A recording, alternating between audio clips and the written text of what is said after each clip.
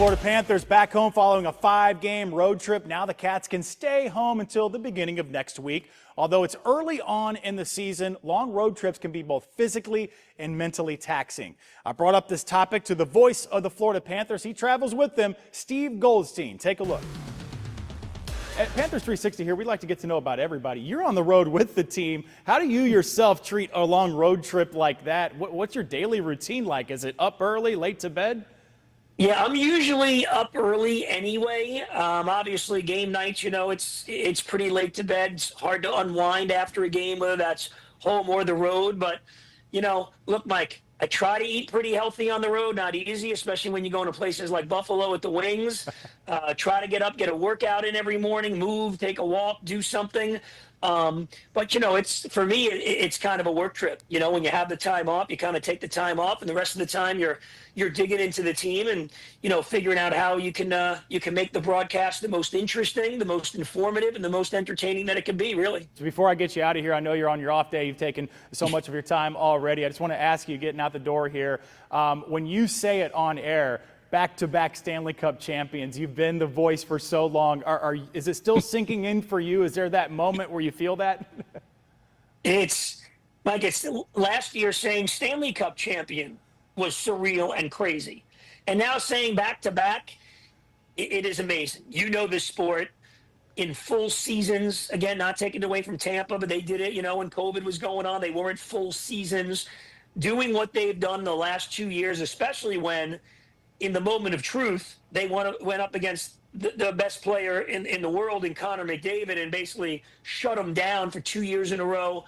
It is incredible. No team has played more games over a 3-year period than the Florida Panthers have over the last 3 years. So, yes, it is incredible to say it, and I'm glad that all the fans got to experience, because there's nothing like the Stanley Cup playoffs, and clinching twice in a row at home. It really is unheard of. But now you know what the goal is, Mike. You got to get 3, baby. We got to get 3. Got to get to that 3. We'll get to that 10-game mark, 20-game mark, like you said. Thank you so much for your insight. You see so much of the team. Over the past 6 seasons, the Florida Panthers have really seen a number of successful regular seasons. Some, as we know, resulted in postseason glory. But as the team kicks off the new campaign, important to keep a close eye on their Eastern Conference foes. In all, the Cats have 50 games scheduled against the East. By the end of this week, the Panthers have already played 8 conference games, 3 of which were Atlantic Division foes: Ottawa, Detroit, and Boston. Last season, the Florida Panthers were 12-12-2 against the Atlantic Division and 26-21-3 versus the East as a whole. Now, if you look a little bit ahead here, after the Panthers travel to the West Coast at the end of the month, big rival games to look out for. November 15th, circle that one, the first edition of the Battle for Florida. The Cats taking on the Tampa Bay Lightning at home, a game you can, of course, watch right here on South Florida's 9. Into December, the Cats face off against those Toronto Maple Leafs for the first time on the 2nd. Then another date with the Lightning, this time on their ice, Monday, December 15th. Generally not an Eastern Conference rivalry, but Sparks, boy, they were flying when the Panthers played against the Buffalo Sabres on the road. Midway through the second period, you can see Brad Marchand cross-checked by Sabres defenseman Rasmus Dahlin. No call there, but a few seconds later, Dahlin puts his shoulder into Marchand, and you know what happens then. All bets are off. He had enough. Gloves off as well, but look at, after that scrum, what's in Marchand's hand. This is the funniest part. That's Dahlin's helmet. He takes it with him to the penalty box.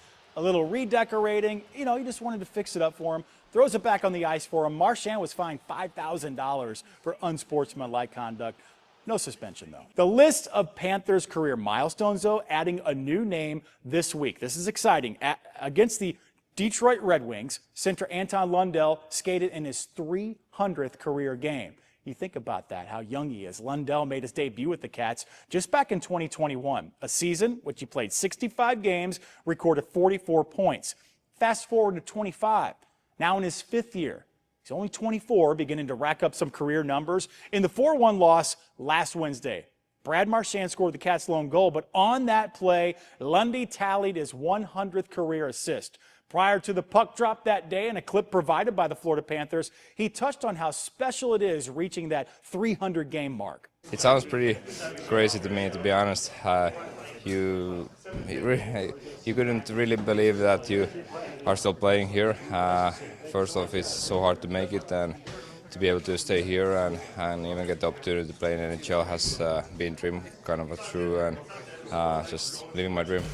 This one's for the girls. This past week, the Baptist Health Iceplex was the site of Girls Hockey Week. And check this out, the Florida Panthers providing us with this footage. The team partnered with IIHF Girls Hockey Week and hosted a Girls Try Hockey for Free clinic. Girls ages 4 through 9 got the chance to skate on the same ice as the pros, even learning from a professional herself. Elle Hartcha of the New York Sirens. It's really fulfilling to be out here. I mean, when I was younger growing up, the only thing to dream about was the NHL, so it's really great to be out here and interacting with them and telling them that this could be you one day. You could be playing professional women's hockey. Last year, Harsha was drafted by New York from Yale University, captain of the Yale hockey team during that 23-24 season, and remains the all-time leading scorer for Yale. Boy, it's a tradition for the Florida Panthers honoring heroes among us. Gotta love this one as a Navy veteran myself. Last season, I had the pleasure of meeting a couple of World War II veterans who bonded over their service as well as their love for the game of hockey. This is perhaps the best thing I saw this week. Check it out. Panthers providing us this video, the team honoring 101-year-old World War II veteran Warner Frickman during the Panthers' third game of the season against the Ottawa Senators. Frickman lives in Fort Lauderdale, got the chance to hype up the crowd. You gotta love it. He served in the U.S. Army from 1942 to 46, including service in France, Germany, Belgium, and Poland. During his service, he spent time serving under General George S. Patton during World War II. We want to see your excitement at the Panthers games today. We have Gabrielle and Steve Smith, as well as Al and Susan Meyer. They're all from Boynton Beach, and in fact, Al and Susan tell me they have been season ticket holders for 10 years now. Keep sending those pictures in from the home games especially. You're watching Panthers 360, and we'll be right back.